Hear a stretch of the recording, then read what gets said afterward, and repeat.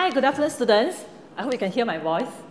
I'd like to thank Victoria JC to invite me to this TED event. This is my first time here to give a speech with so many audience.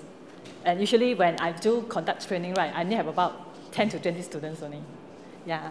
So today I'd like to share with you my challenging journey of a new startup. Maybe I tell a little bit background of myself, that how I came to set up a social enterprise businesses, which many people may not take a blood to go into it, because social means you have to support a social cause.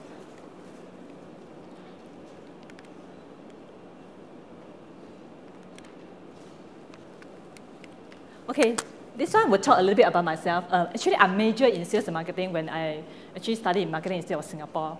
I not come from any university school like SIM or even like NTU, no. But I believe that I have certain genes in businesses. I like business. That's why I thought of like, if one day I can set up a business, even I don't have a degree, that means I can overcome others, anybody that's on the MBA, you know. So I used to be a trainer and facilitator of the entrepreneurship program, with, especially with ITE, because in 2007 I'm one of the alumni members. So they actually invite me to actually facilitate some of the students. I think the first group of school even I go to is Victoria Secondary School, with 300 students that we actually work with them. And because of the business skills I have, right, I have like worked with a lot of students in the project, events management, and even business development, including their customer service. So I believe that in business, you have to be very all-rounded and to actually run the businesses. So in today's, right, I actually own a senior hub, which I'm the executive director right now, and it's a non-profit, right? And today I have set up a social enterprise program, and this social enterprise actually have two components. One is social change maker, which actually we conduct training in the schools, and the other one is a charity push cards program. Actually, we see push card as a way for implementation. And I think in Singapore, right, not many people will think that a push card can be a business, but actually it can be done if you know how to adjust your costs, and if you know how to talk about revenue, profit, and loss. Yeah, so in today's, right, up to last year, we have actually worked with 51 charities. Yeah. So a lot of people is asking, what is a social enterprise? Many people think that, everybody think of business. They say, if I have good ideas, no, I just want to try whether my ideas works. But at the end of the day, right, I have experience of working in a branding and marketing firm before. I own a business for 8 years. It's a commercial business. It's not a social business. It's a commercial business. And every day I work just to pay bills. I pay my electrical bill to SP Power. I pay my designer bill. I pay broadband to Singtel to M1. Every day I'm working for bills.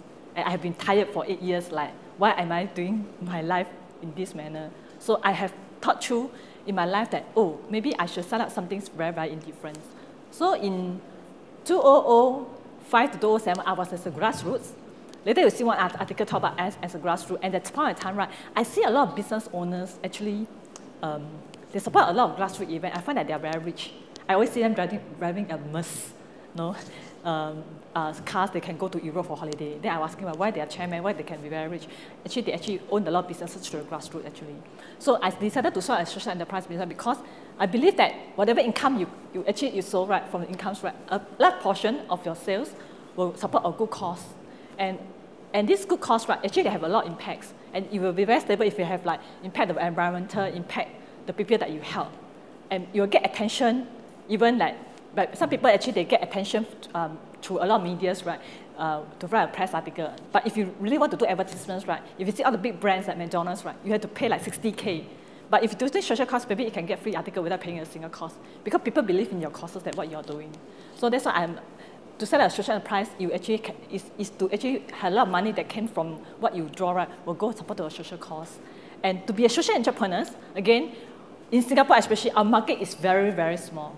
You must come up with a very innovative system. So every time when people come to me, what is the best idea that will help you to be successful? And one day I even asked my IT alumni president, I said, Mr. Roger, tell me, in Singapore, what business can I do that I can be very, very successful? Till today, he cannot give me an answer. Yeah, so I said that if I always think that if you have a good business idea, they can override other people, you can monopolize the whole market, right? You actually can really own a very successful business. So then from there on, I have think of becoming a social entrepreneur that will help me to actually become a successful entrepreneur till today. So, okay, this is a terms that is to build Rayton said that social entrepreneurs are not content just to give a fish or teach people how to fish.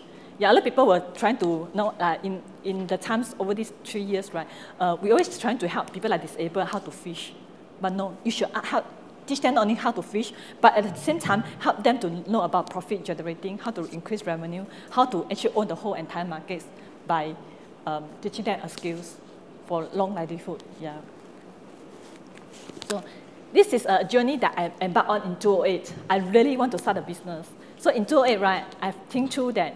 How should I start a business? So a lot of people, they always think that, oh, one day I wake up, I just write something on it, say, oh, I want to start a business. But what kind of business I want to do? So what I do is that in 2008, actually, I bring 2 volunteers. One is my good friend, Jordan. The other one is an SMU graduate student, Le Jin. I said, hey, 2 of you guys, please go around Singapore and tell me what business is the best for me to do. So we went around to do a lot of research. We spent months and months to go around, I think more than 10 over charity. We could even like visit Mr. Alvin Lim. I just gave him a call. Can I visit your center? I said, why you need to visit my center? Oh, I bring my 2 of my volunteers. I want to know that why you set up this organization and what do you really need to make people ask people for help. No? So we try to actually come up with business idea that actually fill the empty market. So Mr. Alvin Lee actually owned a welfare organization to have an open and sheltered employment for all the disabled people. So he actually 2 employments. Yeah. So I get to know him also that time in 2008. Until now today, I still know him. So Embarking Center is another welfare organization that I actually went to do the survey. It's for mentally people. And it's have a building of its own beside Changi Hospital. Then I said, wow, such a big building, how did it survive? With 300 mental people, with so many staff there. So I realized that Embarking centers, right, every day they're making a lot of all the handicraft items, but there's really not many people know about them because they're quite isolated in one corner to help them to sell their wares. So Midtown Welfare also have a lot of stuff made by a lot of intellectual disability, especially the youth, when I visit them also. So in 2008, we started to do a market research, like when any building want to do a business, right, you actually need to know the demographic of the market, that what kind of business that you want to do. So you need to really draw a plan, a business plan. Then there you find your ways to do a good business of your ideas. So this is my first business idea that I'm not very sure whether it worked, but after the analysis in 2008, we tried to figure out what's the end market. So I decided that I should do a charity pushcart or booth in the shopping mall. Why that sparks me? Because one day I passed by Shaw Center, so I saw this table booth with blue skirting. Then I go up to them, who are you? Oh, they say, I'm from SPCA. Okay, so wow, SPCA. Only 2 volunteers? Yeah, we just beside the escalator. Okay, so I realized that I think I don't see them one time. I see them a few times. I realized that, well, SPCA is very popular in the shopping mall, and they're always there. They're always there. I said, oh, that means there's always empty space in the shopping mall. So I believe that, oh, I should start to run to the shopping mall to get some space. And when I know Embarking Center, I asked them, do you want to write?